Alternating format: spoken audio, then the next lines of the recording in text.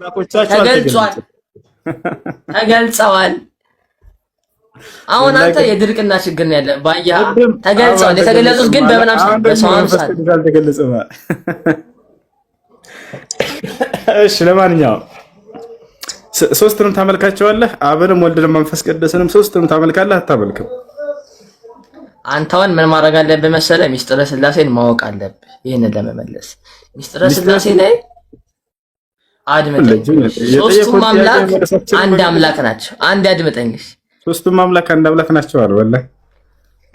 አንድ አምላክ ናቸው፣ አንድም ሶስትም ናቸው። ለምሳሌ ፀሐይ ላሳይ። አድምጠኝ። በመጽሐፍ ቅዱስ አስረዳን እባክህ። አሁን አልተገለጡም አምላኮችህ ግን ያመልካቸዋል። ችግር የለውም ያምልክ። እኔ ጉዳይ አይደለም። መጽሐፈ አክሲማሮስ ላይ አለ። ከፈለክ ገብተህ ሁሱ መጽሐፈ አክሲማሮስ ላይ አድምጠኝ። ሶስቱም ታመልካቸዋለህ? ሶስቱም ምንም እንደ አንድ አምላክ አመልካቸዋለሁ። እንደ ስንት ሳይሆን ሶስቱም እንደ አንድ አመልካቸዋለሁ። ወይ አመልካቸዋለሁ ነው መልሱ፣ ወይ አላመልካቸውም። ሶስቱንም ታመልካቸዋለህ? መለስኩልህ። ሶስቱንም እንደ አንድ አምላክ አመልካቸዋለሁ። እሺ አብን ታመልከዋለህ? እግዚአብሔር አብን እንደ አንድ አምላክ አመልከዋለሁ። እሺ መንፈስ ቅዱስንም ታመልከዋለህ? እግዚአብሔር መንፈስ ቅዱስንም እንደ አንድ አምላክ አመልከዋለሁ። አሁን አንተ ሐሳብህ እግዚአብሔር ወልድን ታመልከዋለህ ትልና ሶስት አረከው ልትል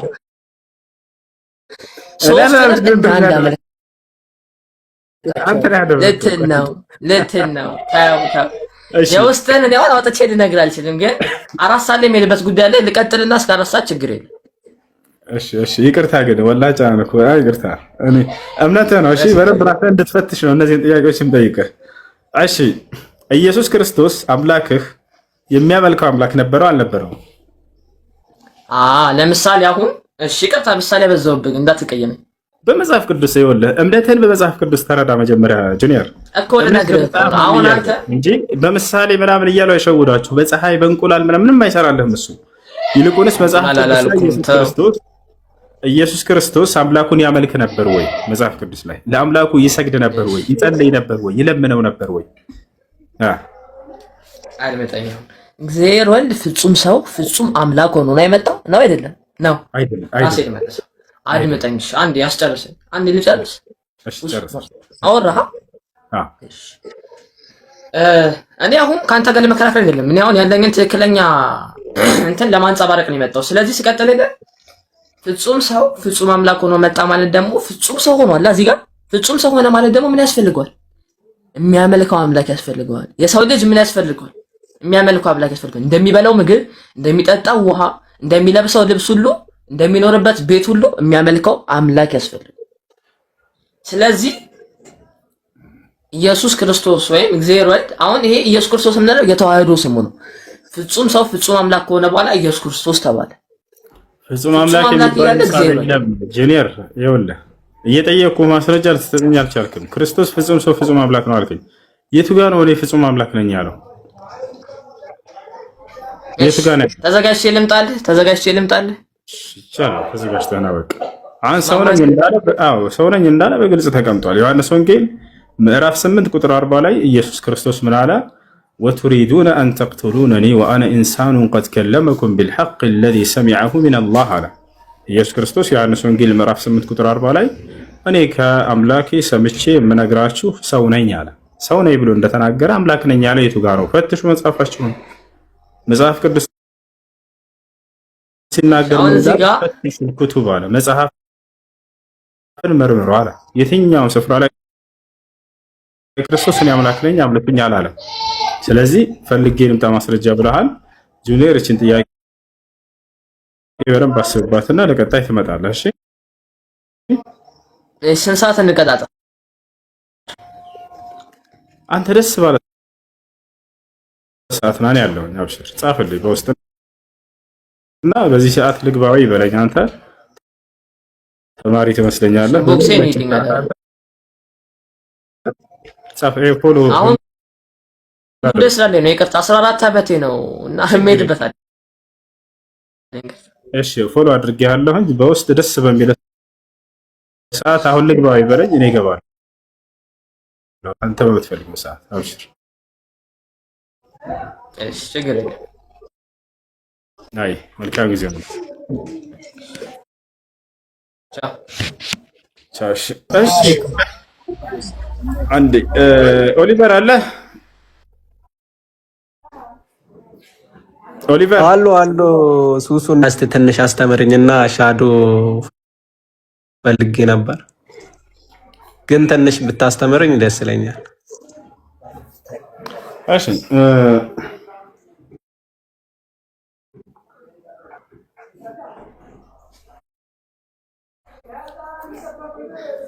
እንግዲህ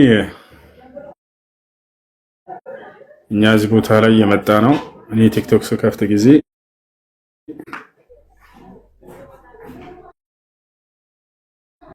የሚገርማችሁ ቲክቶክ መጀመሪያ ከፈትኩኝ አስታውሳለሁ። ገና እንደመጣ አካባቢ ነው።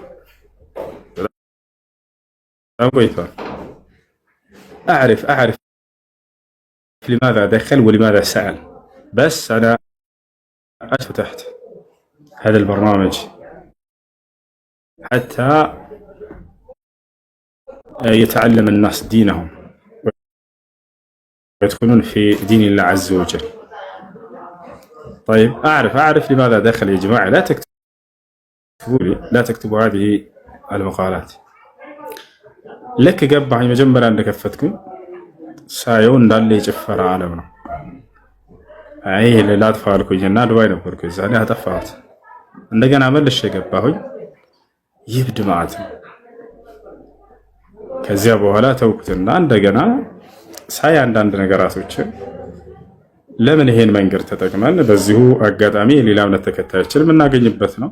ሰዎችን ለምን ወደ አላህ ዲን አንጠራበትም? ነቢያቶች በጊዜያቸው በነበረው ሁኔታ ሰዎችን ጠርተዋል። ገብታችኋል? አሁን ላይ ደግሞ ይሄ ሁሉንም የእምነት ባለቤት የምታገኙበት ስፍራ ነው። ለምን የነቢያትን መንገድ አናስተምርበትም? ያንን ነገር ከዚያ በኋላ ወደ ዳዕዋ ዓለም ገባ ነው። والحمد لله اهتدي كثير من الناس المسيحيين وغيرهم في هذا البرنامج التيك توك. يا እኛ እዚህ ዓለም ላይ የመጣ ነው ለምንድን ነው? ቆም ብለን እናስብ። መጀመሪያ እዚህ ዓለም የመጣ ነው አምላክ አላህ ሱብሓነሁ ወተዓላ የፈጠረን ፈጣሪ ለምንድን ነው? አላህ በቁርአን ላይ ለምን እንደፈጠረን ሲናገር ወማ ኸለቅቱል ጂነ ወልኢንሰ ኢላ ሊያዕቡዱን አለ። ሰዎችንም ሆነ ጅኖችን አልፈጠርኳቸውም እኔም በብቸኝነት እንዲገዙኝ እንጂ አለ። እርሱ ነቢያቶች ስራቸው ይሄ ነበር። ነቢያቶች ሰዎችን ከፈጣሪያቸው ጋር ማገናኘት። ገብታችኋል አይደል? ያ ነው አምላክ። ታዲያ የመጀመሪያውን ሰው አደምን ወደ ምድር ሲያወርደው ጊዜ የሰጠው ቃል ኪዳን አለ። በእርሱና በአደም መካከል ያደረገው ቃል ኪዳን ምን አይነት ቃል ኪዳን ይመስላችኋል? ቁልና ህቢጡ ሚንሃ ጀሚዓ አለ። በሉ ሁላችሁም ከሰማይ ወደ ምድር ውረዱ አልኳቸው አለ አደምና ሐዋ። ከዚያ ግን ዝም ብሎ በከንቱ አላወረዳቸውም። ነገር ግን ወደ ገነት የሚገቡበትንና ከገሃነም የሚርቁበትን ቃል ኪዳን ሰጣቸው። ቃል ኪዳን ማለት አምላክ በእርሱና በፍጥረታት መካከል የሚያደርገው የሆነ ስምምነት ነው። ያ ስምምነት ከእሳት የሚድኑበትና ገነትን የሚወርሱበት የሆነ ስምምነቱ ነው። ታዲያ ምንድን ነው ያ ከተባለ ኢስላም ይባላል። አምላክ አላህ ገና አደምን ሲያወርደው በል ሁላችሁም ከሰማይ ወደ ምድር ውረዱ አልኳቸው። ከዚያስ ፈኢማ የእትየነኩም ሚኒ ሁደን አላቸው። እዚህ ጋር ነው ቃል ኪዳኑ። ከእኔ የሆነ አንድ ቅኑ መንገድ በሚመጣላችሁም ጊዜ አላቸው ፈመን ተቢዐ ሁዳያ ያን ቅኑ መንገዴን የተከተለ ሰው ፈላ ኸውፉን ዐለይሂም ወላሁም የሕዘኑን በእነርሱ ላይ ፍርሃትም ሆነ ሐዘን የለባቸውም፣ የደስታን ህይወት ይኖራሉ በሁለቱም ዓለም አለ። ወለዚነ ከፈሩ ነገር ግን ያን ወደ አንተና በዘሮችህም የማወርደውን ቅኑ መንገዴን የካዱና ያስተባበሉ ሰዎች ወከዘቡ ቢአያቲና አናቅጾችን ያስተባበሉ ኡላኢከ አስሐቡን ናር እነዚህ የእሳት ሰዎች ይሆናሉ። ሁም ፊሃ ኻሊዱን እነርሱም በእርሷ ውስጥ ዘውታሪዎች ናቸው በእሳት ውስጥ አለ። ይሄ ነው አደም የተቀበለው ቃል ኪዳን ከአምላኩ ከአላህ። አምላክ በፈጣሪና ማነው አምላካችን አላህ ሱብሓነሁ ወተዓላ በእርሱና በፍጥረታቱ መካከል ያደረገው ቃል ኪዳን ይሄው ነው። ገብቷቸዋል?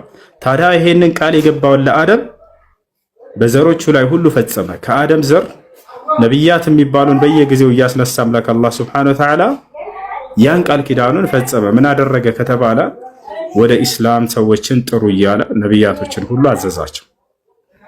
እነ ኖሕን ላከ፣ እነ ሁድን፣ እነ ሷሊሕን፣ እነ ኢብራሂምን፣ እነ ኢስማዒልን፣ እነ ኢስሐቅን፣ እነ ያዕቁብን፣ እነ ዩሱፍን፣ እነ ሙሴን፣ እነ ሃሩንን፣ እነ ዳዊትን፣ እነ ሰለሞንን፣ እነ ዘከርያስን፣ እነ ዮሐንስን፣ እነ ዒሳ ወይንም ኢየሱስን፣ እነ ነቢዩ መሐመድ ሰለላሁ ዐለይሂ ወሰለም በእርሳቸውም ማጠናቀቀ ቃል ኪዳኑ።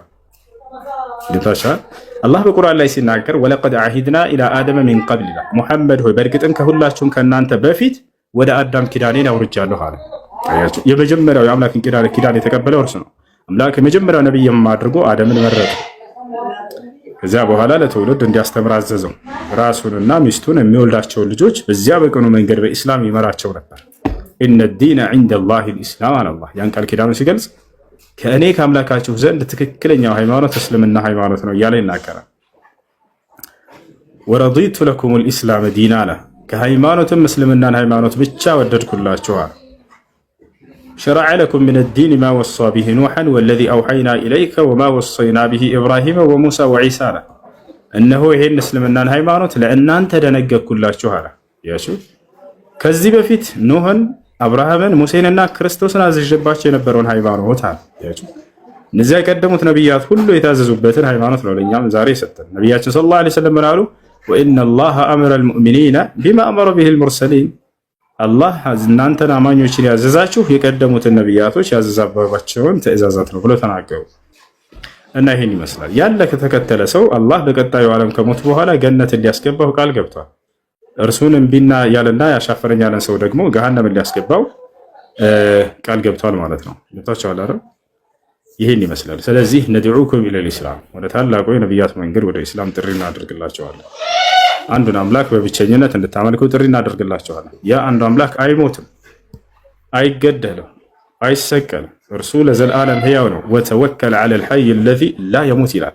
በፍጹም በማልሞተው ለዘላለም ሕያው በሆንኩት በእኔ በአምላካችሁ ላይ ተመኩ ይላል። ሁወል ሐዩ ላ ኢላሃ ኢላ ሁ ይላል። እኔ ለዘላለም ሕያው ነኝ፣ ከእኔ በስተቀር ሌላ ማንም አምላክ የለም እያለ ይናገራል። አምላክ ስለ እኔ ብሎ ሞተልኝ ብሎ ሂሳብ የለም። ያ አምላክ አንድ ብቻ ነው። በአንድነቱ ላይ ሁለትነት ሶስትነት ብዜት የለው። አምላክ ለዘላለም ያለ የነበረ ለዘላለም የሚኖር ነው። ሁወል አወሉ ወልአኺር አለ። እኔ የመጀመሪያውም የመጨረሻውም ነኝ አለ አላህ። እርሱ አንድ ብቻ ነው። በአንድነቱ ላይ ሁለትነት ሶስትነት ድርብ አምላክ ብሎ ሂሳብ የለም። አንድ አምላክ ብቻ ነው ያለው። ወማ ሚን ኢላሂን ኢላ ኢላሁ ዋሂድ፣ አምላክ አንድ አምላክ ብቻ እንጂ የለም እያለ ይናገራል። ለቀድ ከፈረ አለዚነ ቃሉ ኢነላሀ ሳሊሱ ሰላሳ ወማ ሚን ኢላሂን ኢላ ኢላሁ ዋሂድ ይላል። አምላክ የሶስት ሶስተኛ ነው ወይንም ስላሴ ነው ያሉ ሰዎች በእርግጥም ክደዋል አለ። ከአምላክ አንድ አምላክ ብቻ እንጂ በፍጹም ሌላ የለም እያለ ይናገራል። ይህን ይመስላል። ክርስቶስ የአምላክ መልእክተኛ ነው። አዎ የአምላክ መልእክተኛ ነው። እውነተኛ ነው ወይ? አዎ እውነትን ያስተማረው በዘመኑ ተፈርቷል። ክርስቶስ የአምላክ ጻድቅ የሆነ አገልጋይ ነበር። አላህ በቁርአን ላይ ጻድቅ ነው ብሎ ገልጾታል። ነቢያችን ሰለላሁ ዐለይሂ ወሰለም ጻድቅ ነው ብሎ ገልጸውታል። ፈአቁሉ ከማ ቃለ አልዓብዱ ሷሊህ ነበር።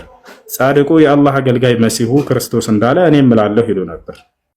አላህም በቁርአን ላይ ሚነ ሷሊሒን ብሎታል። እርሱ ከጻድቆች መካከል ነው ብሎ ገልጾታል። እናቱም ልክ እንዲሁ ጻድቅ ነበረች። ወኡሙሁ ሲዲቀቱን ይላል አላህ። እናቱ ማርያምም ጻድቅ ነች አለ። ታዲያ እንዴ ለምን ጸደቁ ከተባለ ያን አንዱን አምላክ ያመልኩ ስለነበር ነው፣ ሌላ ነገር አይደለም። ለአንዱ አምላክ ይገዙ ነበር፣ እናቱም እርሱም ማለት ነው። መሲሁ የአምላኩ ታማኝ ባሪያ ነበር፣ ለአምላኩ ታማኝ ትሁት አገልጋይ ነበር። ያ ነው አምላክ እንዳለውም አስተምሯቸዋል። ዮሐንስ ወንጌል ምዕራፍ 20 ቁጥር 17 መጨረሻ ላይ ምን አለ? ወደ አምላኬ ወደ አምላካችሁ ይሄዳለሁ ብሎ ተናገረ። ለዚያ ለአምላኩ በጣም ይገዛ ነበር። هذا هو المسيح ይህ ነው። ታዲያ ሰዎች ከጊዜ በኋላ ተነሱና በእርሱ ላይ ተለጥፈው የእርሱን መንገድ ብለው ክርስትናን ሃይማኖትን አስነሱ። ከዚያ በኋላ አምላክም ሆነ ነቢያቶች በፍጹም ክርስትናን ሃይማኖት ተከተሉ አላሉ።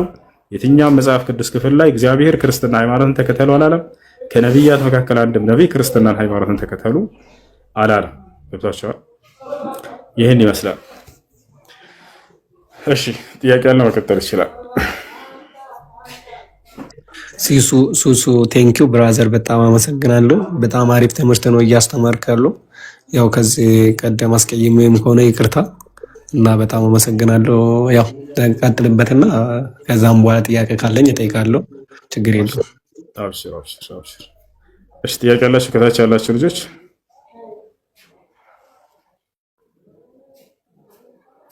ጥያቄ ያላችሁ ከታች ያላችሁ እሺ ጥያቄ ያለው ካለ መጠየቅ ይችላል። ማንኛውም ክርስቲያን ጥያቄ ካለ ገብቶ መጠየቅ ይችላል። አይ ሰላም አለይኩም ሁሱ። ወአለይኩም ሰላም ወራህመቱላህ። እንዴት ነህ? አለ አልሐምዱሊላህ። የሆነች ጥያቄ ነበረችኝ። እሺ እፎይ ማለት ነው ከእንትን ነብዩ መሐመድ እንደዚህ አድርጓል ምናምን ነገር ብሎ በጣም መጥፎ ቃላቶችን ይጠቀማልና ያንን ሐዲስ ከየት ነው የሚያመጣው? እና ይህችን ጥያቄ ባለፈው ውይይቱ ላይ ሊያነሳ ሞክሮ ነበር። ضعيف ሐዲስ ነው እያመጣህ ስትናገር የነበረው። ያ አሁን ያመጣው ضعيف ነው ብዬ በማስረጃ አውጥቼ ሳሳይላችሁ ነበር። ደጋግሞ ትንሽ ሐዲሶችን አንስቶ በነበር እያንዳንዱን ውጤት መሆኑን አስረዳላችሁ ነበር። ከነዚያ መካከል ላስታውሳችሁ። አንደኛ ከርዕሰ መካከል የዛኔ ታስታውሱ ከሆነ አላህ ሰማይና ምድርን ከመፍጠሩ በፊት ቁርአን ይቀራል እያለ ሲናገር ነበር። ወዲያው ከእርሱ በኋላ ወጣሁኝና ይሄ ضعيف ነው፣ ዋሽተሃል፣ አትዋሽ፣ ሁለተኛ የሌለ ነገር አትናገር ብዬ ወደ አውጥቼ አሳይቻችኋለሁኝ። ሁለተኛ የሆነ ቁርአንና ሐዲስ ዝም ብሎ አነበበና ከዚያ በኋላ አላህ ሰይጣን ነው ብሎ ተናገረ። ይቅርታ ለቃሉ እንዲህ ብሎ የተናገረ አንድ ሊቅ አምጣ፣ ካልሆነ ከራስህ ነው የምትናገረው ብዬ ከራሱ እየተፈላሰፈ እንደሚናገር ልክ ይሄን ስናገረው ጊዜ ሁለተኛ ሐዲስ ከዚያ በኋላ አናነሳም። አላህ እጅ አለው ጭንቅላት አለው ወደሚለው እንደገና ወደ ፍልስፍና ገባቸው ወደሚያዋጣት ሁለት ሐዲስ ላይ አንስቶ እንዲህ የሚል አለ። በፍጹም ሐዲስ ላይ እንከን እንደማያገኝ እዛን ያሰችላቸዋለሁ። አሁንም ድጋሜ ያለኝ ካለ በሐዲስ ላይ የሚያነሳው ምናምን ስህተት ያው የሰማችሁ ነው። ሌላ እድል ሰጠዋለሁ። ካስፈለገ ይምጣና በሐዲሶች ላይ ያለውን ትችት ሁሉ ማቅረብ ይችላል። ከፈለገ በውስጥ ከፈለገ በገስት አይ ይሰማል። ሪከርድ አድርጋለሁ። ጥያቄ ያለ ይቀጥላል። አንተነስ ሐዲስ ማለት ነው እንትን ضعيف ቀዊ ምናምን ነገር የሚባለው አሉና አምስት ወይ ስድስት እንደዛ ነገር ናቸውና እነማን ናቸው እነዛ? ማን ይጻፋቸዋል? ለምሳሌ ضعيف የሆኑ ሐዲሶችን ማን ይጻፋቸው? ሰዎች ከጊዜ በኋላ በነቢያችን ሰለላሁ ዐለይሂ ወሰለም ላይ ተናግረዋቸው ነው። ዑለሞቻችን አላህ ጀዛቸውን ይክፈላቸው ያንን ነገር ጥርት አድርገው እንትን ብለውና ነግረውን ነው እንድንጠነቀቃቸው ዘንድ። ሁዘይፋ ብን ልየማን የተባለ ታላቁ ሰሓባ ምን አለ? ካነ ናስ የስአሉነ ረሱሉላህ ሰለላሁ ዐለይሂ ወሰለም ዐኒል ኸይር ወኩንቱ አስአሉሁ ዐን ሸር መኻፈተ አን ዩድሪከኒ አለ። የአላህ መልእክተኛ ነቢ ሰለላሁ ዐለይሂ ወሰለምን ሰዎች ስለ መልካም ነገር ይጠይቋቸው ነበር፣ እኔ ደግሞ ስለ ክፉ ነገር ጠይቃቸዋለሁኝ ያ ነገር እንዳያገኘኝ ዘንድ ብሎ ተናገረ። ስለዚህ እነዚህ ነገራቶች ከጊዜ በኋላ ሰዎች በነቢያችን ሰለላሁ ዐለይሂ ወሰለም ላይ መጥተው ቀጥፈዋቸው ተናግረዋቸው ነው። ከዚያ በኋላ ዑለሞቻችን እነዚህን እንድንጠነቀቃቸው ለዚያ ነው ضعيف ነው መውዱዕ ነው እያሉ ሁላቸውንም ያስቀምጡልን ማለት ነው። እሺ ቀጥል።